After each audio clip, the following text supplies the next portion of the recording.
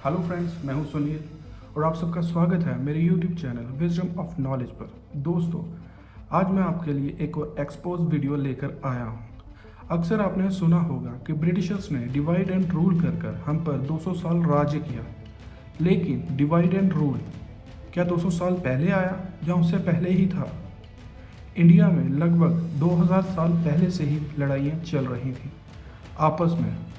राजाओं की नवाब के साथ, मराठों की मुगलों के साथ, हर राज्य की दूसरे राज्य के साथ लड़ाई थी। तो ब्रिटिशर्स ने डिवाइड एंड रूल कैसे किया जब इंडिया पहले से यूनाइट नहीं था? तो चलिए आज की वीडियो शुरू करते हैं कि कैसे ब्रिटिशर्स ने हमारी आपस की जंग को अपनी ताकत बना लिया। भारत एक ऐसी ज़मीन थी जिस पर हर राज्य की अपनी शान थी। हर राज्य दूसरे राज्य से लड़ रहा था ज़मीन के लिए। लेकिन एक दिन समुद्र के पार से कुछ लोग आए, बिना हाथों में तलवार और तीर लिए, सिर्फ ट्रेड का बहाना लेकर और एक चालाक दिमाग लेकर।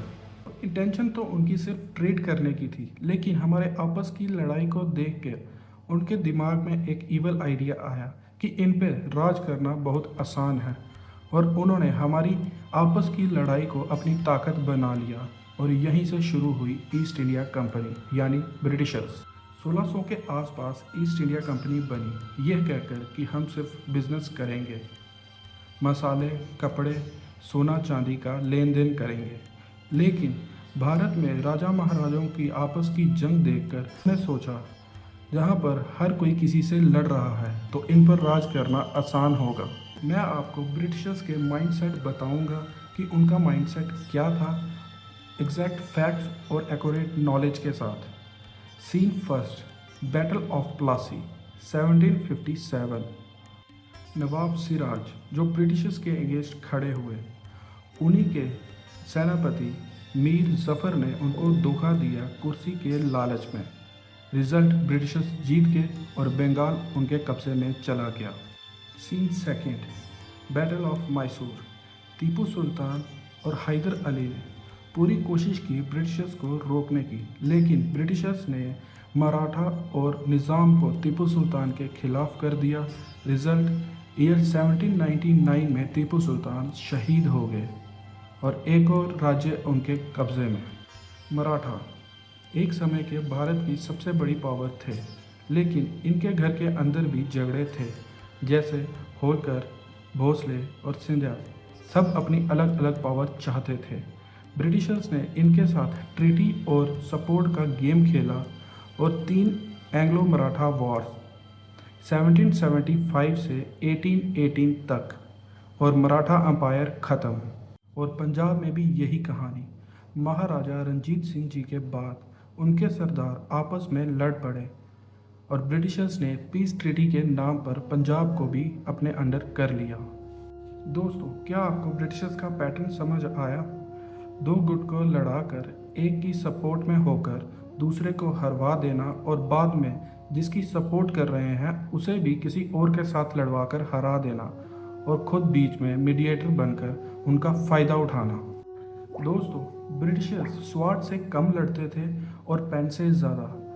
लॉर्ड डलहौजी, जिन्होंने एक पॉलिसी निकाली, डॉक्ट्रिन ऑफ लैप्स। इस पॉलिसी में ये था कि अगर किसी राजा या महाराजा की सुल्तान नहीं है तो वो राज्य ब्रिटिशर्स का हो जाएगा। इसी पॉलिसी की वजह से नागपुर, सितारा और झांसी जैसे राज्य उनके कब्ज़े में चले गए, और इसी दर्द ने रानी लक्ष्मीबाई को रिवोल्ट 1857 तक ला दिया। एक तरफ भारत के किंग आपस में लड़ रहे थे और दूसरी ओर ब्रिटिशर्स हमारी अर्थव्यवस्था लूट रहे थे। फैक्ट्रीज बंद हो गई, टैक्स बढ़ा दिए गए, फेमाइन आ गया। लेकिन उन्होंने हर जगह अपना लॉ, आर्मी और एजुकेशन सिस्टम फैला दिया था। ऐसा लग रहा था कि मॉडर्नाइजेशन हो रही है, लेकिन ये था एक वेल प्लान स्लेवरी सिस्टम। सोचिए दोस्तों, आपके घर पर कोई कब्जा कर ले और उसके बाद आपको ही नौकर बनाकर अपना काम करवाए। ये था ब्रिटिशर्स की मॉडर्नाइजेशन।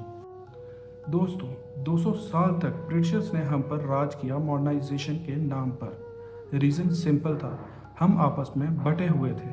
फाइनली जब हम आपस में एक हुए, गांधी, नेहरू और सुभाष चंद्र बोस जी के रूप में हर आम आदमी एक हुआ, तो फाइनली ईयर 1947 में हमें आज़ादी मिली।